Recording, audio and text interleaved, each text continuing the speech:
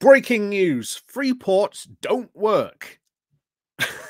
We've only been talking about how Freeports do not work since, well, really 2016.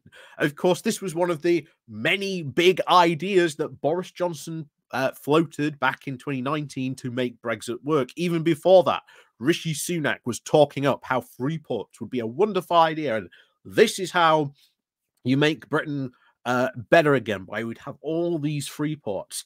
Except, as we've been over this many times before, free ports did not work. Like, fundamentally, free ports just did not work. David Cameron closed down the last free port we had in the UK because guess what? It wasn't working. And now you've revived this idea of a free port.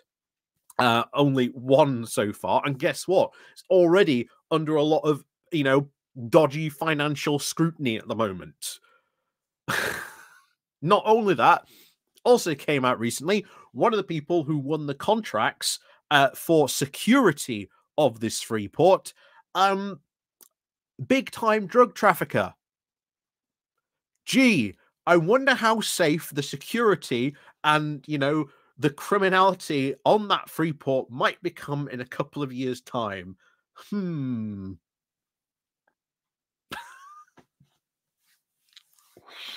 However, we have news today. Guess what? Free ports don't work. I know. Shocking, right? After all that, shocking. But no, it is well worth reminding people. Again, free ports do not work. Ben Houchen's going to be very angry at this because, after all, his entire re-election campaign was based on nothing but the free port, and that working goes into a lot of stuff going on there as well. So let's dive into this because it needs to be talked about. But before we do go getting on into this, please do remember to click on the like, share, and subscribe button. There are links down below, the Patreon page, the one-off donation link called Buy Me Coffee, where you can well buy me coffee, the YouTube thank you button, and of course, as always, there's the Pony Club down below as well. So let's crack on then into this. This comes with Independent. How the Tories' big idea to make Brexit work turned into another failure. They were supposed to be one of the great benefits of Brexit. In 2019, Boris Johnson claimed the UK does not have free ports because of its membership of the EU. And in that very same year, Rishi Sunak said the EU is the only place where these free ports really don't exist. As it happened, and as was typical with the Brexit argument, the claims being made to justify Britain's exits from both statements were incorrect. Shock horror. Arguments for the case of Brexit, incorrect. Imagine my shock. Anyway, it continues. There was nothing to stop Britain creating free ports while being a member of the EU. And as of 2020, there were 80 free zones in 21 EU member countries. Still, let us stick with the script. Untrue as it is, the Johnson government trumpeted the new free ports, typically in no uncertain terms, saying leaving the EU means we have the opportunity to do things differently. We have developed an ambitious new free port model to ensure that towns and cities across the UK will benefit from fantastic new international trade opportunities to attract new investment and employment in the left-behind communities across the UK. Gee, I wonder how much that will affect things. Anyway, the official trailer said, free ports will now be national hubs for international trade, innovation and commerce, regenerating communities across the UK by attracting new business, spreading jobs, investment and opportunities to towns and cities up and down the country. Bear in mind, historically, when you look at free ports, there's tons of information about free ports and their economic impact. They don't spread jobs. They suck in jobs. So there you go. Anyway, all in all, at least from 2021, 8 free ports now opened in England and 2 in Scotland and Wales, each one focusing now on different areas of specialization, coupled with now relaxed customs regimes and tax breaks set up for the businesses there. the tax advantages over the cost of investment in new buildings and hiring employees. All these incentives had their lifespans extended by a further 5 years in autumn of 2023 by the then Chancellor Jeremy Hunt. So the Freeports obviously had their supporters outside of the Brexiteers. One port sector, for one, championed them as a potential boost after decades of decline, hailing them now as creators of jobs and obviously catalysts for new industries such as the making of wind turbines.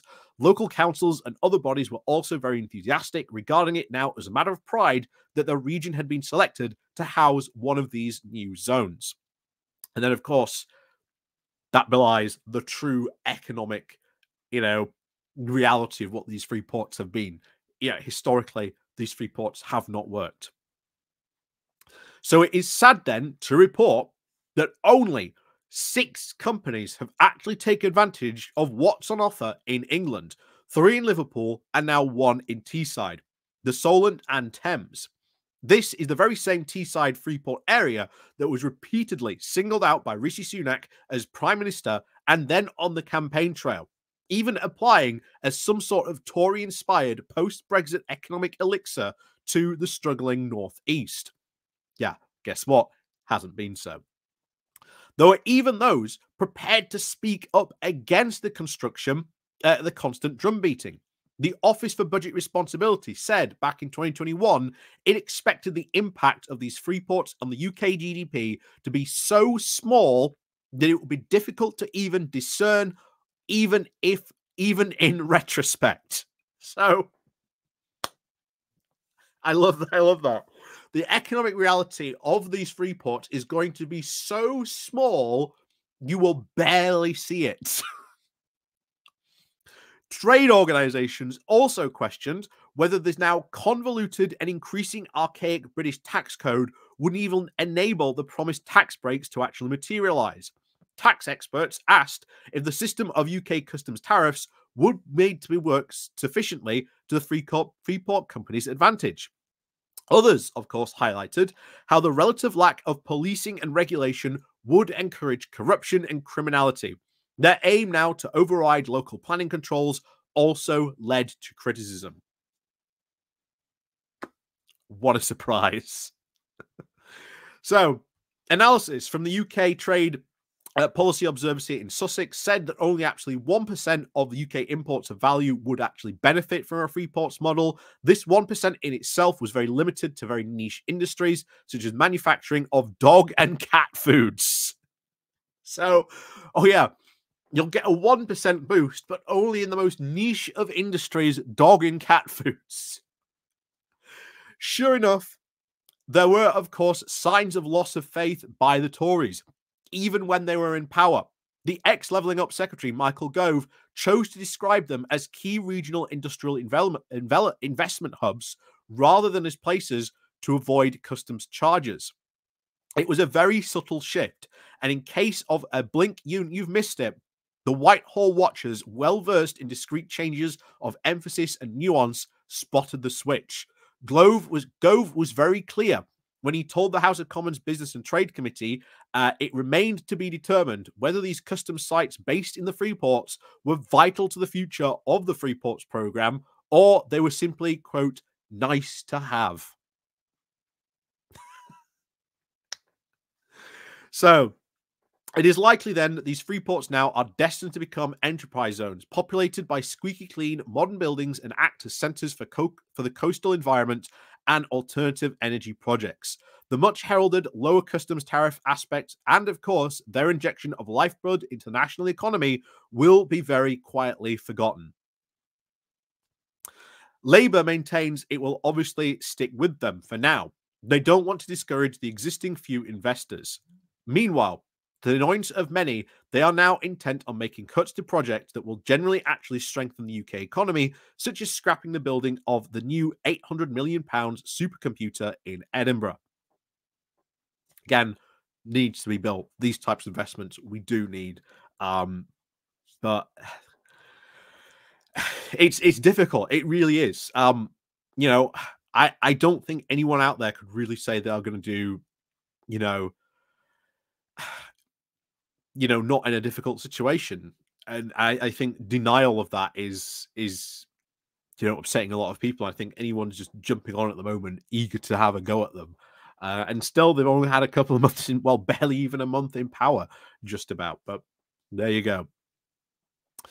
So within Whitehall, there is now growing annoyance that the failing Freeports continue now to enjoy tax breaks, while the government departments are now ordered to find savings and agree to heavy cuts in the run-up to Keir Starmer's first budget on the 30th of October.